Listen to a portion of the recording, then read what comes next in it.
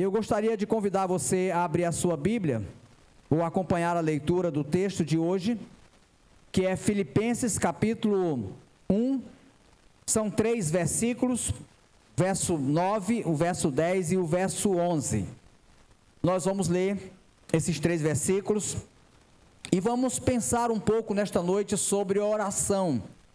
Esse texto fala sobre isso. Nós já cantamos canções que falam de oração, de clamar a Deus, do nosso relacionamento com Deus, e já oramos aqui, né? Já cantamos e oramos juntos.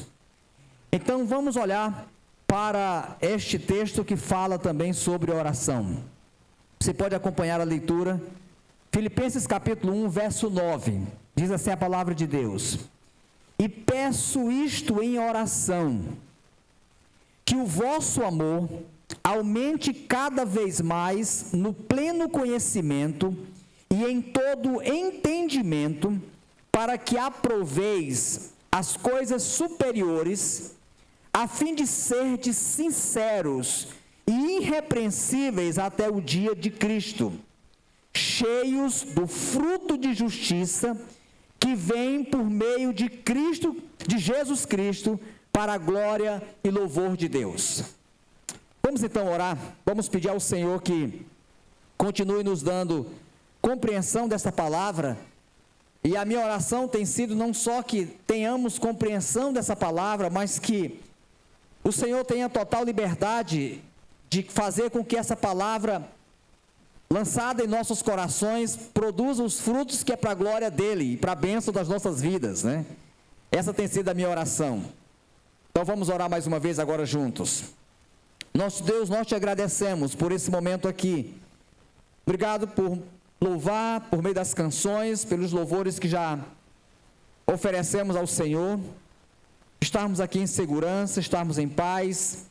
E agora também, de modo muito especial, nós te agradecemos pela palavra do Senhor que acabamos de ler. E colocamos diante do Senhor as nossas vidas, os nossos corações, para que eles sejam ensinados mais uma vez pelo Senhor. Nós precisamos do Senhor. Ó Deus, esse texto fala de algo muito importante, algo primordial para a vida do discípulo de Jesus, do servo de Deus, daqueles que um dia serão também os servos do Senhor. Esse texto fala da importância da oração.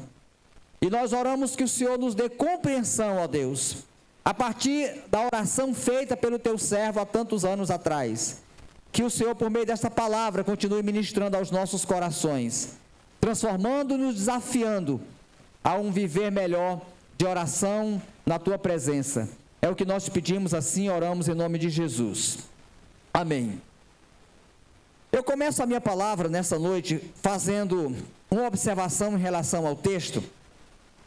Quando eu estava finalizando essa mensagem e fazendo essa introdução, eu fiquei pensando, nós temos aqui um exemplo de oração, para mim e para você. E esse exemplo de oração aqui, eu destaco 3 coisas. Primeiro, você tem uma oração bem breve. Rapidamente nós lemos o texto, não foi? Então, é uma oração bem curta. Isso me chamou a atenção. Segunda coisa, nós temos uma oração de um conteúdo muito importante. E nós temos uma oração aqui que demonstra, de fato, qual é a nossa maior necessidade. Essas 3 coisas me chamaram a atenção ao analisar essa oração do apóstolo Paulo. Sua brevidade, seu conteúdo e sua relevância, né? Sua importância. Em que o apóstolo Paulo focou ali, no seu momento que estava orando.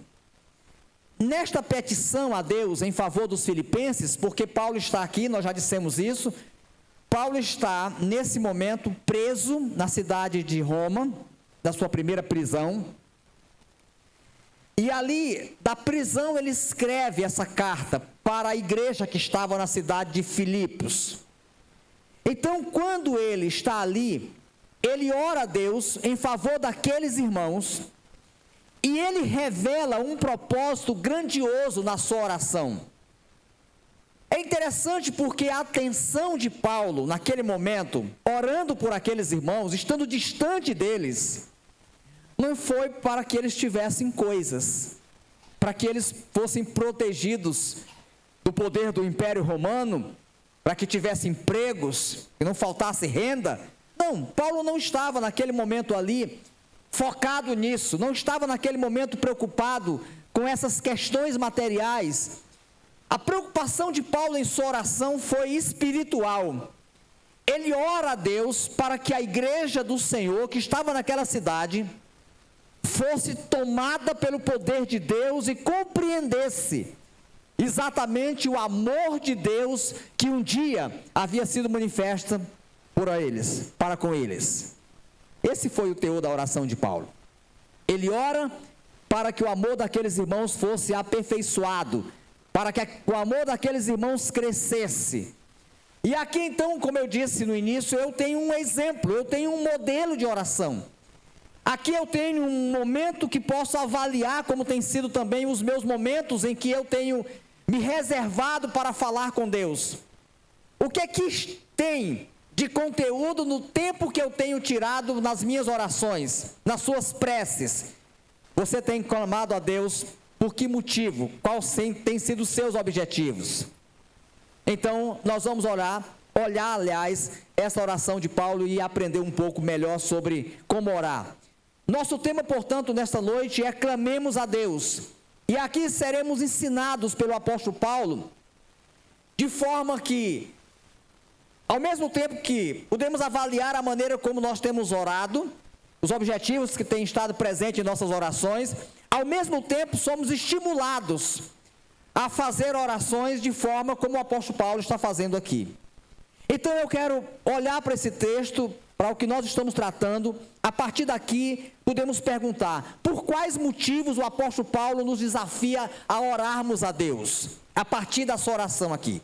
Quais os motivos que nós temos aqui nesse texto que Paulo nos desafia a orar? Eu quero considerar alguns motivos. O primeiro motivo está no verso 9. Paulo está aqui nos desafiando a orar, dizendo que nós devemos clamar a Deus para que sejamos aperfeiçoados no amor. Ou seja, lembra, ele estava lá preso, olhava para aqueles irmãos que estavam lá em Filipos, e agora ele se dirige a Deus em oração, e a sua oração naquele momento era para que aqueles irmãos fossem aperfeiçoados no amor. E nesse versículo de número 9, nós temos duas coisas que são interessantes aqui. Porque primeiro, Paulo vai expressar o seu desejo. Ele ora para que aquela igreja cresça em amor. É sua oração, cresça em amor. Quando nós pensamos nisso, eu digo a vocês, nós estamos aqui diante de algo que é fundamental para a vida espiritual. É muito importante. E ele está focado exatamente naquilo que é importante. Então, ele está orando por isso. Ele está orando para que este amor, que agora é manifesto a partir de Deus, revela o seu caráter e revela as suas ações, fosse algo presente na vida daqueles irmãos. É como se ele estivesse agora dizendo: Senhor, faz com que os meus irmãos que estão lá em Filipos tenham seus corações cheios de amor. Agora é interessante porque o que é que nós vamos perceber aqui? Esse amor que Paulo estava orando a Deus para que aqueles irmãos fossem cheios, tomados do amor de Deus, é um amor que levava aqueles irmãos a uma compreensão do caráter de Deus, a uma compreensão de quem é Deus. Então ele está dizendo, Senhor, que aqueles meus irmãos, eles conheçam o Senhor, eles conheçam o teu caráter, eles possam saber então ali quem é o Senhor. Eu fico pensando, meus irmãos, nós sabemos que Deus é Espírito, portanto, como é que nós vamos conhecer na sua plenitude o Senhor? Porque Ele é Espírito. Mas veja só o que Deus faz. Deus se revela a nós por meio de Jesus. Então, por meio de Jesus, nós podemos conhecer o Deus Pai. Nós podemos conhecer o seu caráter. O seu caráter foi revelado em Jesus. Portanto, Ele é digno de confiança, Ele é cheio de amor, Ele é cheio de justiça, Ele é cheio de santidade, Ele é misericordioso. O caráter de Deus revela exatamente isso. Nós vemos tudo isso em Jesus. Então podemos conhecer o caráter de Deus olhando para Jesus, que é Deus. Então Paulo está dizendo: Senhor, ajuda que esses irmãos cresçam nisso. Cresçam e desenvolvam em suas vidas o caráter de Deus, de tal forma que eles sejam cheios de amor, cheios de santidade, cheios de confiança, cheios de misericórdia. Então, este é o motivo da oração que Paulo está fazendo, para que aqueles irmãos praticassem o amor em todas as suas relações. Esse era o objetivo da oração de Paulo, que agora, no seu dia a dia, tanto no relacionamento deles com Deus, quanto no relacionamento deles uns para com os outros, esse relacionamento fosse recheado, fosse ali pleno do amor de Deus. Então olhe só, por que Paulo está começando aqui a orar por aqueles irmãos? Para que o amor daqueles irmãos cresçam. Agora, meus irmãos, é interessante porque o versículo tem uma outra coisa que chama a atenção.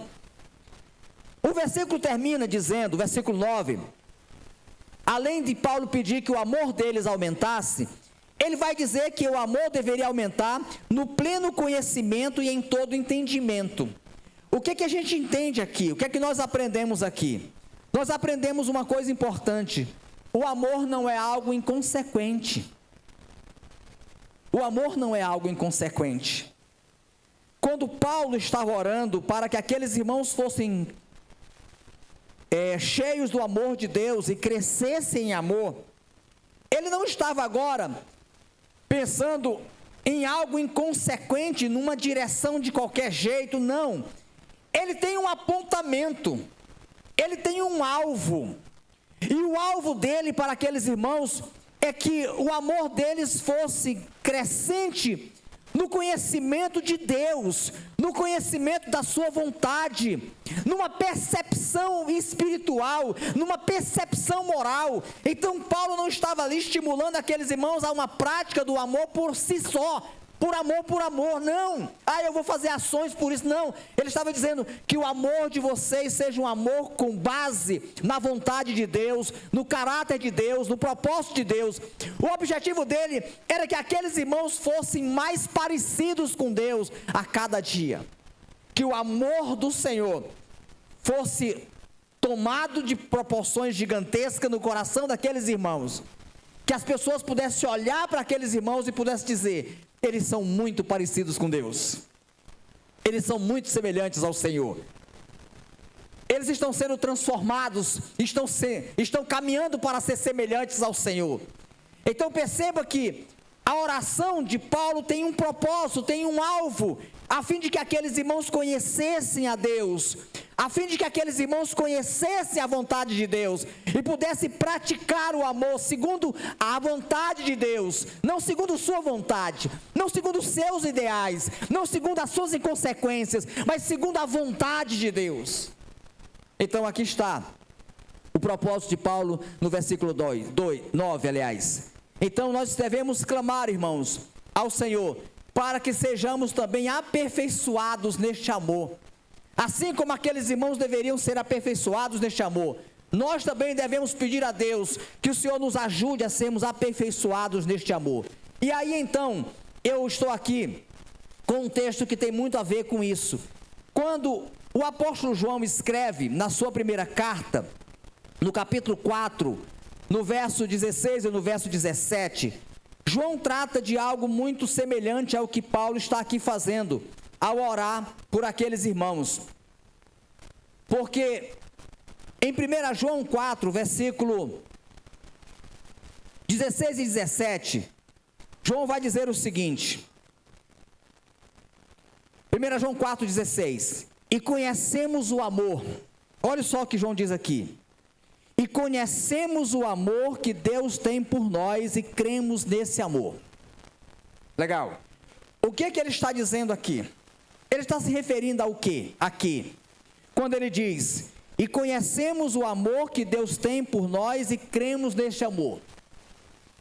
João está falando do ato da redenção. Você lembra de João 3,16? Porque Deus amou o mundo de tal maneira que deu seu Filho unigênito para que todo aquele que nele crê não pereça, mas tenha a vida eterna. Quando João está dizendo aqui, nós conhecemos o amor e nós cremos no amor. Ele está falando do sacrifício de Jesus, daquele que veio a este mundo por amor a mim e por amor a você. É isso que ele está dizendo aqui. Agora veja o que ele vai dizer. Olha só que coisa preciosa João diz aqui. Deus é amor. Deus é amor. Então isso implica, meus irmãos, isso implica, queridos, que independentemente de qualquer que seja a situação que venhamos a viver neste mundo, que venhamos a passar neste mundo, nós temos aqui uma segurança, nós temos aqui uma garantia de que Deus é amor. Ele nunca deixará de ser amor. Ele nunca deixará de cumprir os seus propósitos. Então nisso está a nossa confiança, nisso está a nossa esperança, nisso está o nosso consolo. Ainda que as adversidades da vida possam vir bater a nossa porta, nós vamos lembrar de quê? Deus é amor, Deus é amor. Imagine, quanto maior for o meu coração e o seu coração inundado pelo amor de Deus, maior será a nossa confiança nesse Deus, maior será o nosso relacionamento com esse Deus. Nós vamos nos aproximar dele com muita alegria, com muita confiança, com muita segurança, porque nós sabemos que ele cuida da gente, ele com o seu amor cuida da gente. Então não haverá noites negras, não haverá dias escuros em que nós temeremos, porque ainda que essas coisas possam assustar as nossas vidas, nós vamos lembrar de uma coisa: Deus é amor, Deus é amor. Você nunca vai esquecer disso. É isso que João está querendo dizer para mim e para você. Deus é amor, não importa a situação em que está apertando. Lembre-se, Deus é amor. Ah, queridos, era isso que Paulo estava dizendo, era isso que Paulo estava querendo. Esse era o alvo que Paulo tinha para aqueles irmãos, para que eles fossem aperfeiçoados no amor de Deus, de tal maneira que a confiança deles fosse renovada, fortalecida, de tal maneira que em qualquer situação da vida, eles lembrassem que Deus é amor. Como isso é precioso, como isso é precioso. Então, eu quero deixar aqui duas considerações de modo prático para mim e para você. Primeiro, diante do que nós estamos ouvindo aqui, nós devemos interpretar a vida pela perspectiva da glória de Deus. Muitas vezes nós interpretamos a vida pela perspectiva nossa. Às vezes nós interpretamos a vida pela perspectiva do outro. Às vezes nós interpretamos a vida pela perspectiva da economia. Às vezes nós interpretamos a vida pela perspectiva do governo, da política. Como você tem interpretado a vida? Como você tem se portado diante das situações da vida? Como nós estamos interpretando a vida?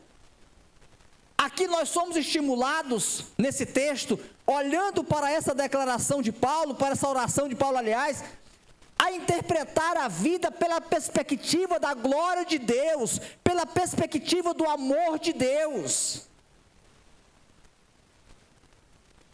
Ainda que todas essas coisas tenham suas finalidades e tenham seus valores, mas se elas funcionarem ou não funcionarem, e daí, né?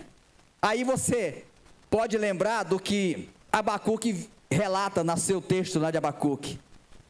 Ele diz: ainda que a figueira não dê fruto, ainda que não haja gado no pasto, ainda que não tenha frutos, todavia eu me alegrarei no Senhor. É alguém que interpretou a vida pela perspectiva de Deus e não das coisas. É alguém que interpretou a vida pela perspectiva do amor de Deus. Eu sei que eu tenho um Deus que cuida de mim, inclusive cuida no deserto.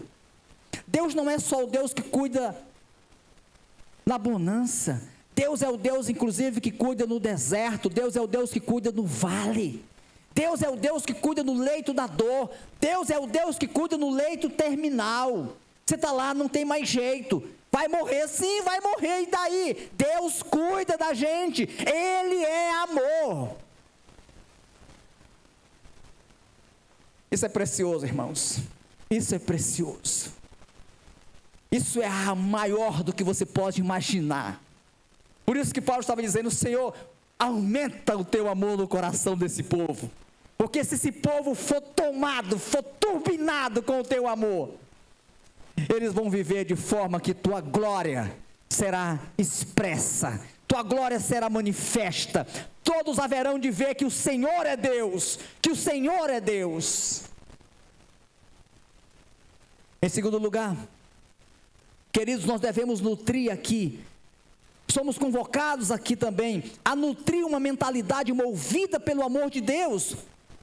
Saiba de uma coisa: um coração fundamentado no egoísmo, na amargura, não terá condições de se aproximar e não terá condições de ter o melhor de Deus.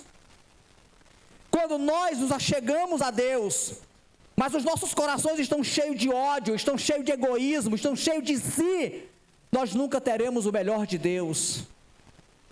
Nós vamos encontrar sempre o melhor de Deus quando todas as vezes nós nos aproximarmos dEle e nos esvaziarmos de nós mesmos. Quando é que nós recebemos de Deus? Quando é que nós temos de Deus? Quando nós nos chegamos a Ele vazios. Mas enquanto nós nos aproximarmos de Deus e disser assim: Senhor, é desse jeito, é isso que eu penso, aí Deus vai olhar para você assim: legal, coisa importante que você pensa, estou nem ligando para o que você pensa. Mas quando você deixar de lado o que você pensa, quando você deixar de lado o que você conserva no seu coração, e você chegar para Deus e dizer assim: Senhor, eu estou aqui nu. Lembra de Jó? Eu estou nu, não tem mais nada. Aí nós vamos ver a glória de Deus sendo manifesta. Nós vamos poder usufruir do amor dEle. Nós vamos poder usufruir do melhor que Ele tem para as nossas vidas. Porque o melhor que eu tenho e que eu posso me aproximar de Deus não é o suficiente, queridos. Então guarde isso. Devemos nutrir uma mentalidade movida pelo amor de Cristo e nos aproximar de Deus exatamente assim. Mas vamos em frente. Qual foi o outro motivo pelo qual Paulo orou por aqueles irmãos? Primeiro, para que o amor deles crescesse. Legal? Guarde isso. Qual o motivo? Que o amor cresça. Segundo lugar, qual é o outro motivo que Paulo ora por aqueles irmãos? Também nós clamamos, nós somos desafiados, aliás, aqui a clamar a Deus, para que sejamos sábios para a santificação em Cristo. Isso é o verso 11 do texto que nós acabamos de ler. Agora Paulo vai dizer que aqueles irmãos, pedir que aqueles irmãos fossem cheios de sabedoria, mas uma sabedoria para a santificação em Cristo. E aqui nesse versículo tem 3 coisas que eu quero destacar para vocês. Eu posso até dizer aqui, você tem aqui 3 motivos que Paulo almejava, 3 pedidos que Paulo estava colocando diante de Deus. O que ele almejava? A primeira coisa que o versículo diz é que Paulo almejava que aqueles irmãos discernissem a nova realidade espiritual em que eles estavam envolvidos. Aí eu fico pensando, parece que algumas pessoas estão aqui, mas não têm ainda consciência de onde estão. Aí Paulo agora está orando e dizendo: Senhor, faz com que essas pessoas tenham discernimento e eles compreendam exatamente a nova realidade espiritual em que eles estão vivendo, em que eles estão envolvidos. Quando ele expressa isso, o seu desejo de que aqueles irmãos pudessem discernir a nova realidade espiritual em que eles estavam envolvidos, isso implica em quê? Implica que eles tenham a capacidade aumentada de fazer avaliações adequadas sobre aquilo que é absolutamente essencial. Lembra de uma coisa, eu não vou nem dizer você já fez isso, mas talvez eu e você já tenhamos feito isso, em algum momento da vida. Mas a gente também, além de já poder ter feito isso em algum momento da vida, nós já ouvimos de outros também. Às vezes, queridos, nós fazemos confusão por coisas que não é essencial. E sabe quando isso ocorre? Quando isso ocorre, é que nos falta mentalidade espiritual. É que nós não crescemos ainda o suficiente. Aí nós ficamos fazendo confusão por coisas que são pequenas. Aí a gente fica fazendo confusão porque está de assinalha havaiana e não de sapato. Qual o problema? Porque está de roupa branca e não de roupa preta. Porque está com a roupa amarela e não a verde. Isso não é essencial. Paulo está dizendo: Senhor, dê a esses irmãos a capacidade de tal maneira que eles possam crescerem e eles não venham se espinhar por besteira. Eles adquiram uma capacidade espiritual de tal maneira que eles estejam focados em coisas grandes, que eles estejam focados em coisas nobres, que eles busquem aquilo que é grande e eles não fiquem batendo cabeça com aquilo que é tão trivial. Que o trivial fique para lá, não interessa, o interessa é o que é grande. É isso que ele está orando, é isso que ele está pedindo a Deus. Deus dê a esses irmãos discernimento de uma realidade espiritual, de tal maneira que eles possam almejar coisas grandes, estar envolvidos com coisas grandes. E aí, a gente lembra qual era uma das discussões naquela época, qual era uma das confusões que aqueles irmãos viviam. Era a questão da circuncisão e da incircuncisão. Aí uns ficavam dizendo assim: você não é crente porque não foi circuncidado. Aí o outro: você é crente porque foi. E aí ficava nessa briga. Paulo está dizendo: isso é trivial. É trivial se guardar o sábado ou o domingo. Isso é trivial, irmãos. Que diferença faz alguém guardar o sábado, domingo, segunda ou terça? Isso é trivial na fé cristã. O trivial é o que é essencial. É que nós temos um Salvador que um dia morreu na cruz por causa dos meus pecados e dos seus pecados, e eu estou firmado nele, e eu sei que por causa dele eu tenho vitória e eu vou para o céu. Isso é que é essencial. Mas se é isso ou aquilo, isso não é essencial. Mas às vezes é nessas matérias que nós nos enrolamos por aquilo que é trivial. Então aqui Paulo está dizendo: ajuda, Senhor, a fim de que esses irmãos possam avaliar as coisas que realmente importam, aquilo que eles podem morrer por elas. E aí eu fico pensando nesse momento aqui, você pode imaginar, um dia desse eu estava falando de um relato de alguns irmãos nossos na Nigéria, que estavam sendo perseguidos. Aliás, os cristãos na Nigéria têm sido perseguidos ultimamente. E eu estava citando o exemplo de um rapaz que teve seu pai morto, porque os soldados chegaram na aldeia que eles moravam e eles correram, e o pai também correu. Só que o pai terminou errando a fuga e ficou numa casa. E eles descobriram que ele estava numa casa. Eles chegaram lá naquela casa e eles degolaram o pai daquele rapaz. Mataram. Você acha que numa hora daquela importa se a minha casa é de barro ou de tijolo?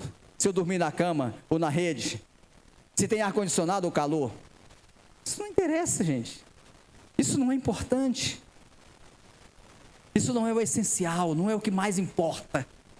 O que mais importou naquele momento era que aquele homem, ainda que tenha morrido, ainda que tenha sido assassinado, aquele homem era de Jesus. É isso que importa. O que importou é que ele era de Jesus, e ele está com o Senhor na eternidade. Então é isso que Paulo está dizendo.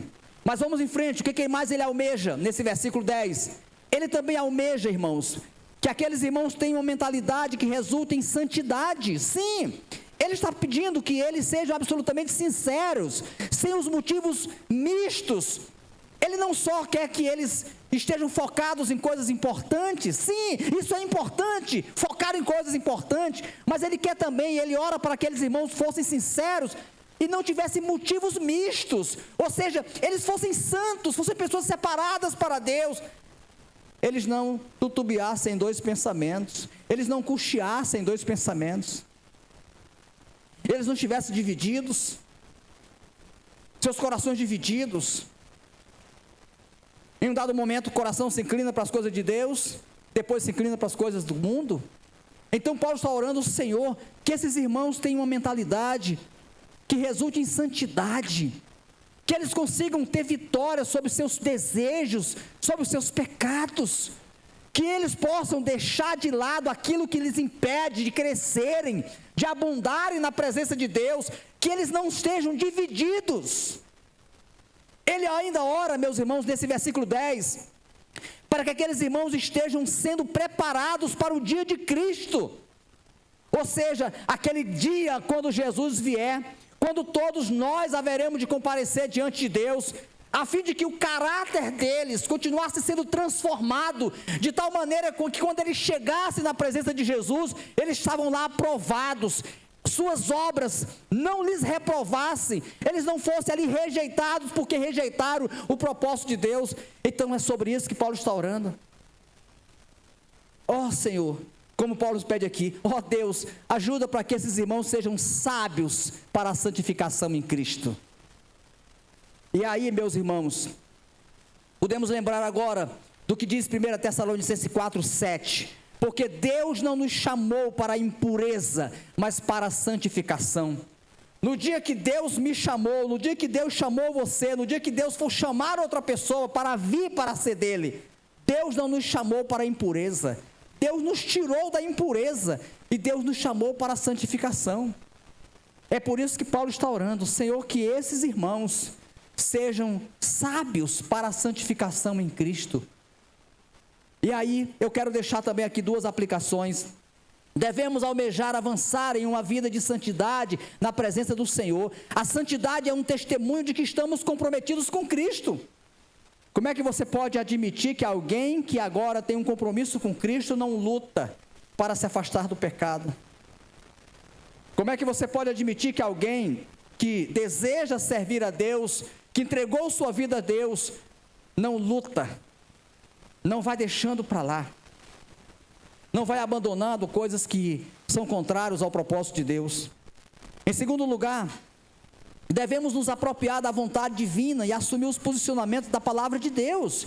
A vontade do Senhor é um caminho seguro para que possamos ter as nossas vidas tratadas e conduzidas, sim.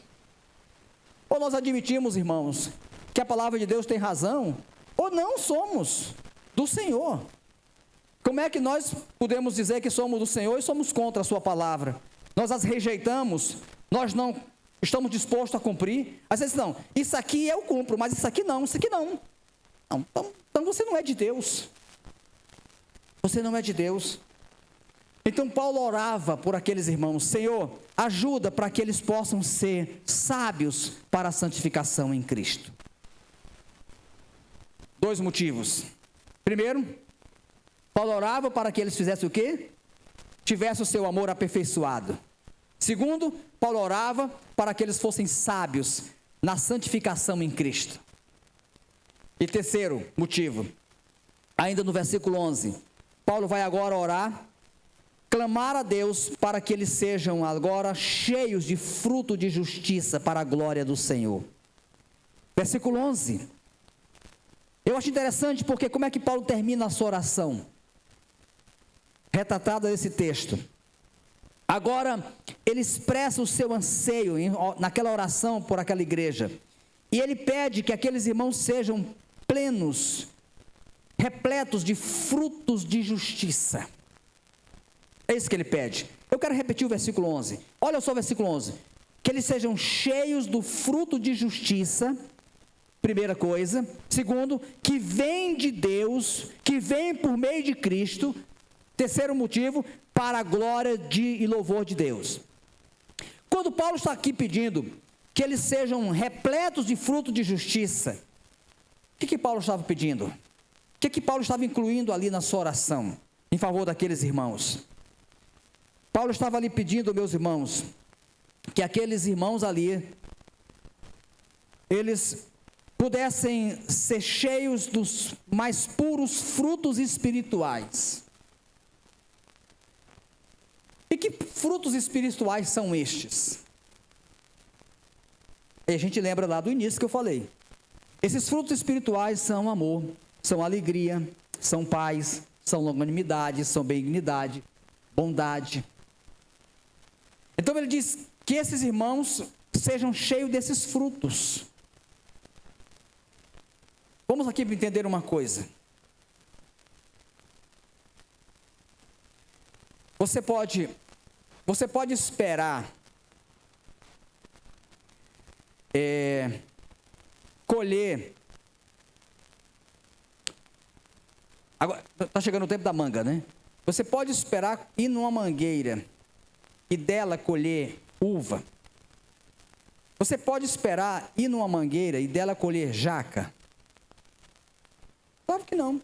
A natureza da mangueira vai dar manga. Algumas menores, outras maiores, mas é manga. Nunca muda. Muito bem. O que isso aplica na nossa vida em relação à questão de Deus? Aqueles que são de Deus vão produzir os frutos de Deus.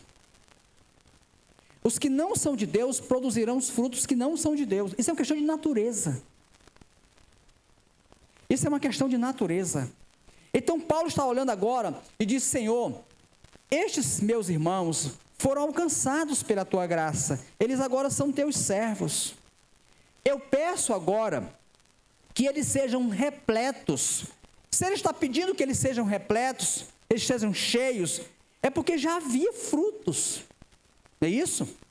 Já havia amor no coração daqueles irmãos, já havia bondade no coração daqueles irmãos, mas ele está dizendo: eu peço que haja mais. Então, ele pede para que haja mais naquele coração que já tem o fruto, porque, como eu disse a você, não se pode esperar frutos espirituais de quem não é espiritual. E aí, eu convido você a avaliar: quais são os seus frutos? Isso é uma avaliação com muita sinceridade que nós precisamos fazer. Que frutos eu tenho produzido? Os frutos que eu tenho produzido, eles comprovam que eu sou de Deus? Ou os frutos que eu tenho produzido não comprovam? São uma prova contra mim. No dia do juízo,